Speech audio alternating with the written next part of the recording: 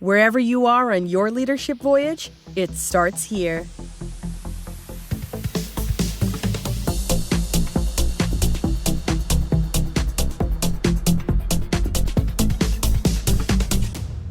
Hey, welcome everyone to Leadership Voyage, Season 2, Episode 2. My name is Jason Wick, and welcome to the podcast dedicated to your pursuit of becoming a great leader.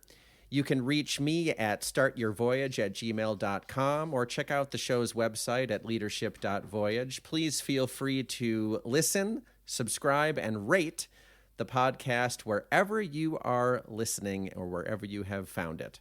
A 5-star rating is fantastic. A 1-star rating is fine too if that's how you feel. But either way, love to hear from you. I wanted to jump in between episodes of interviews to highlight a story that I ran across this week on Business Insider. This just came out a few days ago. I was just recording this today. It's the 19th of January, 2023. And Business Insider reported on this a few days ago. I'll put the link to the story in the show notes. But a pretty significant pilot 6-month trial that started last year, February 2022, of 33 different companies, took place in 6 different countries, where these companies had a 4-day, 32-hour work week for 6 months. I have to admit, the results of this 6-month trial are a little fascinating to me. That's why I wanted to quickly report on this and direct you to the story for you to read for it yourself. Now, it is organized by a group called 4-Day Week Global. I don't know a ton about this group, but obviously their agenda is in the name. In this case, we've got 33 companies who've adjusted their company's workload to 4 days, 32 hours a week. And essentially, the results were pretty amazing. I love the quote that is at the top of one of the headings in this story. It says, "It probably sounds crazy, but it works." What's really interesting about this story is that even though we have 4 days for these 33 companies, 4 days of employee work, 32 hours, somehow there were no downsides. Now, something I learned from this story was in 1926, the standard work week in the United States, here where I am, went from 6 to 5 days. I actually did not know that until reading this article. 100 years ago in the U.S., it was a 6-day work week. And in 1926, it started to change to 5-day work week.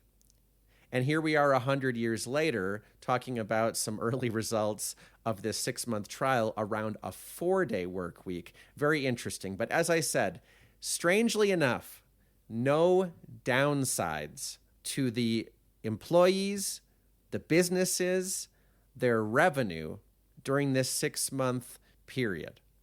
Now, I've been in the workforce for a little while, and I know I probably have plenty of bias around how I might view work or the work week. But I can't say enough how this is really, really surprising me.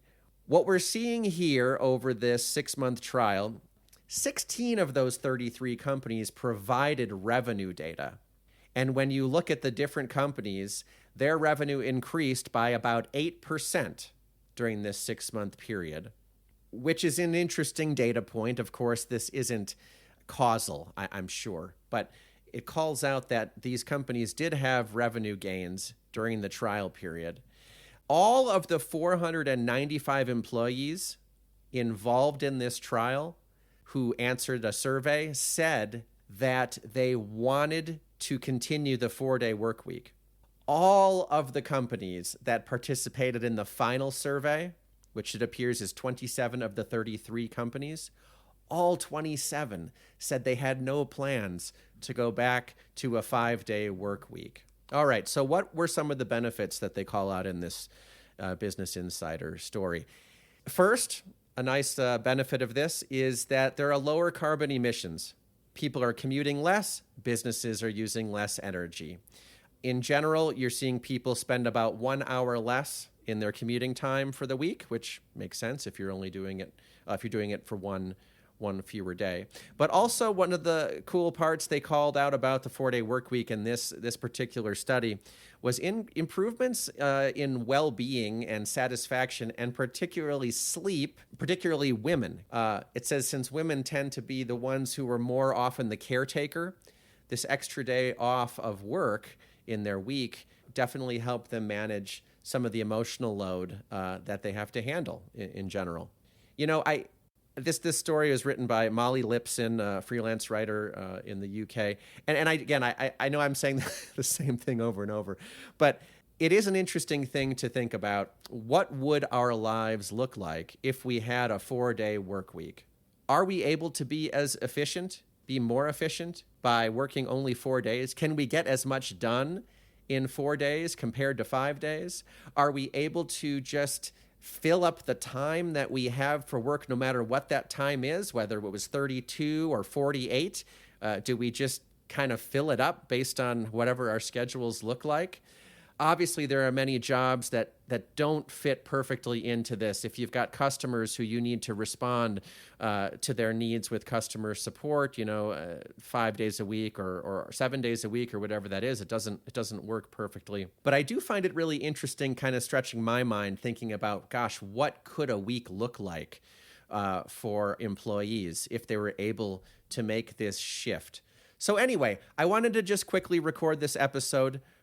The link to the Business Insider article is in the podcast show notes. I encourage you to read it, encourage you to think about it, encourage you to talk with your peers and those that you work with about this, and I'll be interested to hear what folks think about it. Definitely an interesting thought to kind of exercise our minds over, especially coming out of a 6-month trial involving 33 companies, where, again, all of the companies who responded to the final survey, all of them said that they are going to keep the 4-day work week, and not a single employee said that they wanted to switch back to a 5-day work week. So anyway, there's a little tidbit for you. Hopefully you got a little bit of information, sparked some curiosity for you here on Leadership Voyage. I'll be back very soon next week with a great interview that you don't want to miss. Take care of yourselves, and we'll talk to you soon.